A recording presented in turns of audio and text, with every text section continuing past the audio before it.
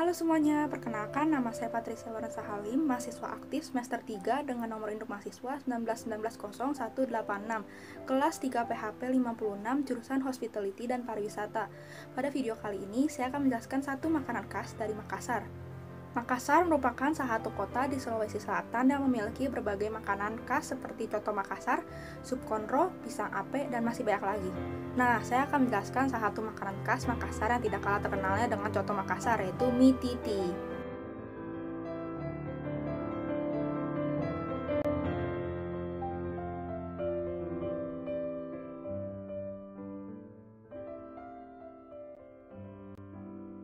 Mie titi atau mie kering Makassar adalah masakan Tionghoa Indonesia.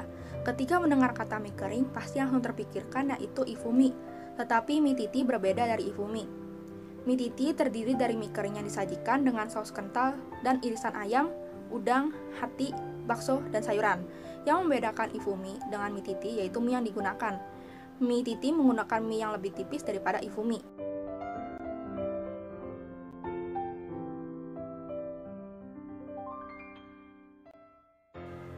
Tahu tidak, kalau sebenarnya titi dalam nama mie titi bukanlah nama sajian mie pada umumnya.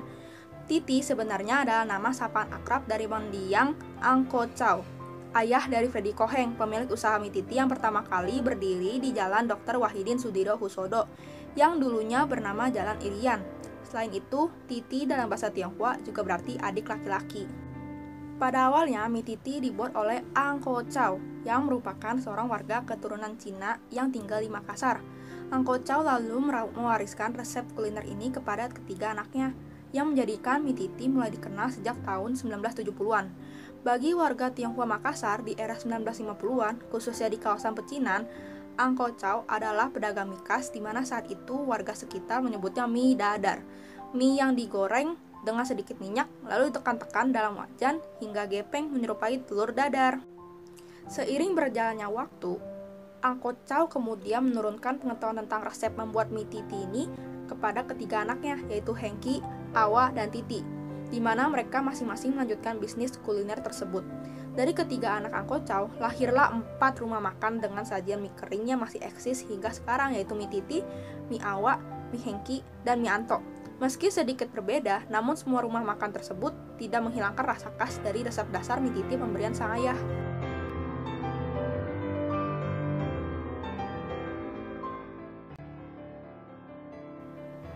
Mie titi dapat kita buat sendiri loh, karena bahan yang dibutuhkan dan cara membuatnya yang cukup gampang.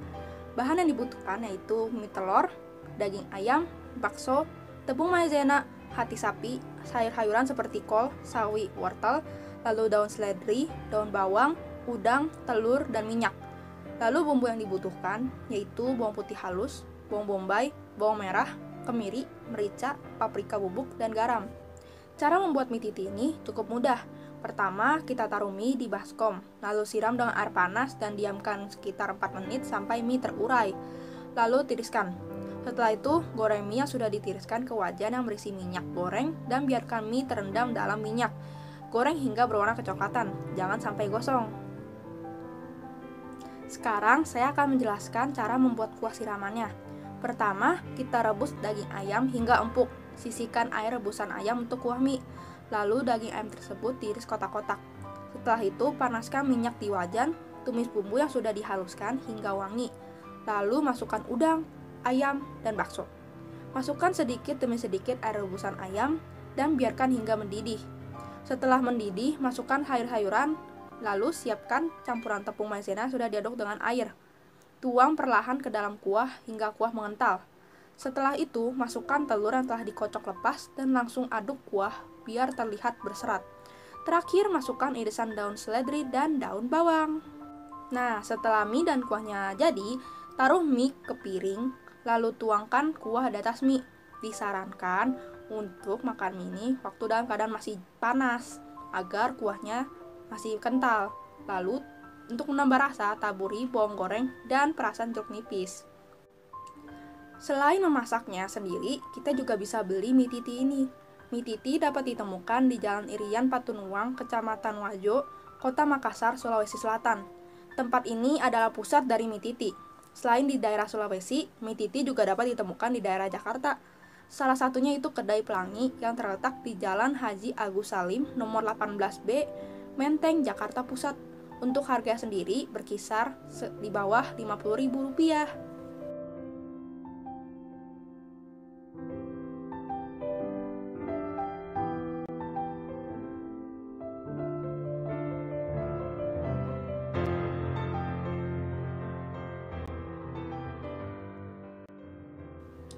Akulturasi adalah suatu proses sosial yang timbul manakala suatu kelompok manusia dengan kebudayaan tertentu dihadapkan dengan unsur dari suatu kebudayaan asing. Kebudayaan asing itu lambat laun diterima dan diolah ke dalam budayanya sendiri, tanpa menyebabkan hilangnya unsur kebudayaan kelompok itu sendiri. Akulturasi juga terdapat dalam beberapa makanan khas Indonesia, salah satunya itu mie titi. Mie titi merupakan akulturasi budaya Tiongkok dengan Indonesia. Di Tiongkok, ada masakan yang bernama mie kering atau mie kuantong. Perbedaan dari mie kering Tiongkok dengan mie titi sendiri adalah pengolahannya. Mie kuantong menggunakan mie basah, sedangkan mie titi menggunakan mie kering yang digoreng hingga renyah. Konon, perubahan mie ini terjadi sejak 1960-an. Jadi, sebelumnya mie titi tidak digoreng renyah. Tetapi, pada suatu hari ada pelanggan mie titi yang menyarankan untuk mie-nya tidak direbus tapi digoreng agar renyah. Dari situlah mie titi yang dibuat dengan cara mie yang digoreng hingga renyah. Semoga informasi yang telah saya sampaikan lengkap dan bermanfaat. Terima kasih, sampai jumpa.